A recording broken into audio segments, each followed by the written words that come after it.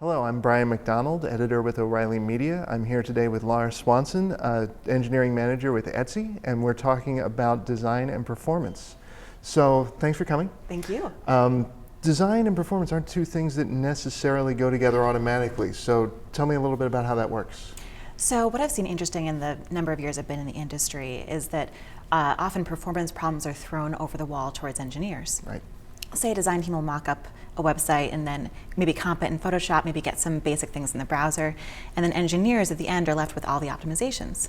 So what I'm trying to do is express to designers in the front end and any other front end developers that there's so much that we can do actually to start thinking about performance from the beginning. As you're thinking about a website, as you're thinking about the components that make up the website, there's a lot that you can actually do to make sure that performance is paramount. So performance means different things for different sites. What's it mean for Etsy? That's a good question. So for Etsy, we focus on both back-end performance and front-end performance.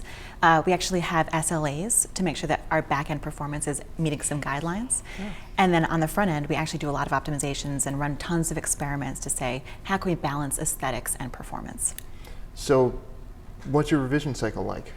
Revision cycle? So it actually varies per team. We've got some product teams that work on features at Etsy, so they may be building out different parts of what end users will see. And we've also got service teams like the mobile web team or the performance teams that support those feature and product teams, build out all their stuff. So a product team will come through and say, hey, we've got this cool new feature. And then the mobile web team or the performance team will say, here's how we can help you optimize it for various kinds of users. Yeah. So there's management challenges? Yes, absolutely. It's actually very interesting at Etsy. We've got top-down support for things like mobile web and performance.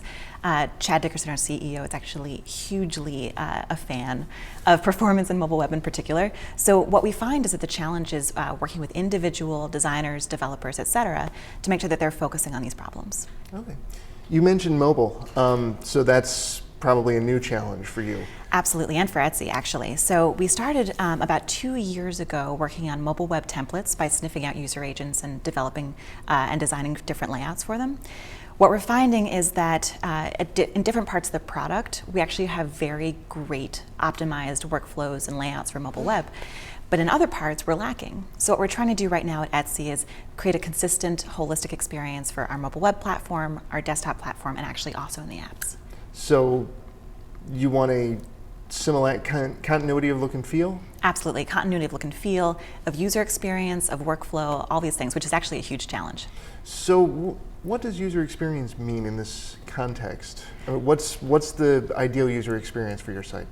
That's a great question. I think that we focus on two different user experiences. One is for the buyer experience, so the experience of going to Etsy, finding an item that you're interested in buying or searching or just browsing, being inspired, and then obviously checking out. And then for our sellers, there's a whole different set of user experiences, whether it's listing an item, creating a shop, finding what kinds of things our members are interested in purchasing, et cetera.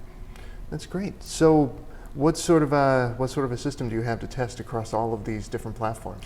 So I'm actually really stoked that Etsy's allowed me to build a device lab, which it currently includes, I think, 34 devices. It's a range of Android phones, iOS tablets. We've got a Google Glass. We've got a Firefox phone. Wow. It's pretty fun. So we actually built it so that all of our product teams, as they're building out new features, can test them across a wide range of operating systems, versions, screen sizes, et cetera. Room full of toys. Full of toys, yeah. Sounds like fun. It's totally fun. Actually, recently we just added a RFID reader to the lab to make sure that employees can tap their badge and then tap the device and sign it out. It was built by an Etsy seller, so it's very Etsyfied. Very cool. Yeah, it's really cool. Very cool.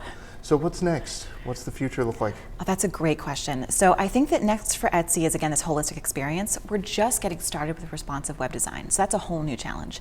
Instead of sniffing out different user agents and delivering different templates, we want to focus on having one template to rule them all for an individual page or feature. That way it's easier for maintainability in the future.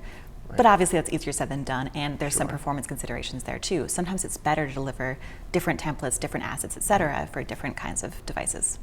Sounds like you've got your work cut out for you. Absolutely. Well, thank you very much for your time. Thank you so much. For talking to me today. Yeah. Thanks.